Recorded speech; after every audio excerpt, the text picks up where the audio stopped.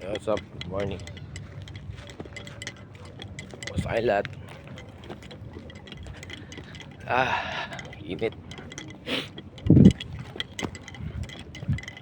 Alas 8 ng umaga dito sa ano.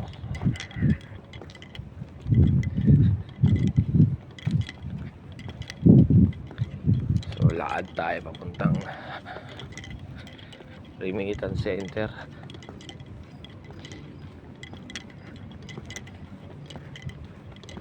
Grabe ang init.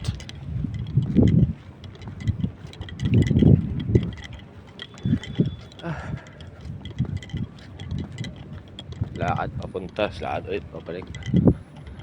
So daman-dama ko na yung init. Malayo-layo lalakarin na siguro mga 15 minutes papunta, 15 minutes at pabalik. Sobrang init. Visit.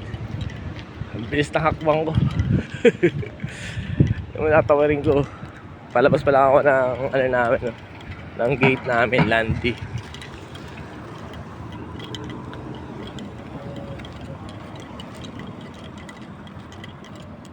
Ayun yung gate namin dito, entrance. Tapos tignan mo yung tatawirin ko pa. Siguro from sa ano, sa accommodation namin papunta sa gate, siguro naglakad na ako ng mga 8 minutes. Yung tatawirin ko So yung tatawirin ko, saan pa tayo pupunta? Yan, may mga dalang tao dito. Tayo pa. Init sobra. Linya ng kuryente. Doon wala pa ng haba. Desierto. Tayo lalakad hanggang doon. Layo yan. Hinang.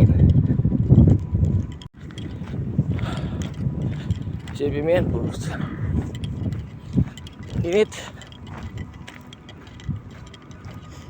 Pero init dito, di ka pagpapawisan. Kahit mga jacket ako. Talagang sadyang mainit. Masakit sa balat yung init niya. Yung init dito, di ka mangingitim. Mamumula ka.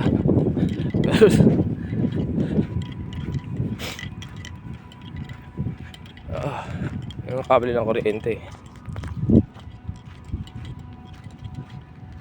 Naririnig nyo yun, yung tunog. Yung tunog narinig nyo sa background. Yung mga kuryente yung tumadaloy. Nakatakot tumawid dito.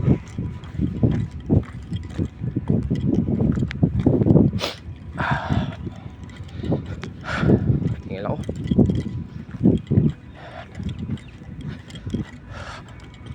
Magtawid dito kahit mabilis lakad mo.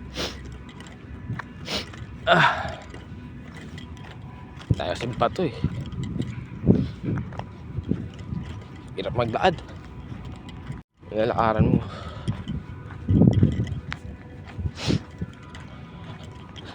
Medyo malapit-lapit na.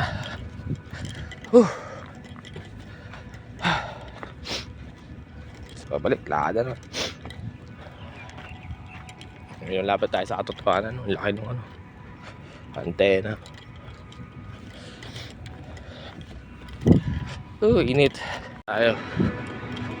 So ang purpose natin kaya dito tayo, kailangan ko i-activate yung DPay ko. Tayo sa loob.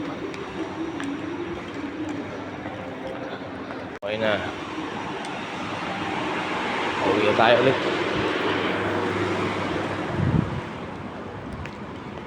Na-activate ko na yung account. Uwi na tayo ulit. Ganun ulit yung gagawin natin. Lakad ulit. So ayun lang. Uwi na ako. Lakad tayo ulit papunta doon sa pinanggalingan natin. Doon. Napalayo. So ipasok pa mamaya. Ako sa ba dito? 27 minutes din pala ako naglakad. Isipin mo yun, papunta pa lang 27 minutes. Tapos papalik pa.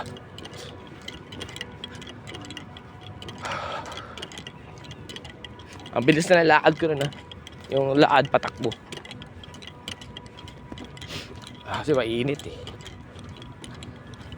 O yun, papasok pa ako ng alas 12. 8:30 na rin dito. Ayun na. Ingat kayo dyan palagi. Shoutout sa lahat ng mga tropa kilala dyan. Sa pamilya ko sa Pilipinas at sa ibang bansa. Sa mga anak ko, Harmony, rin nanay siya. Love kayo ni tatay. Lagi kayo mag-iingat dyan sa atin, ha. Sige na. Bye bye. God bless. Peace.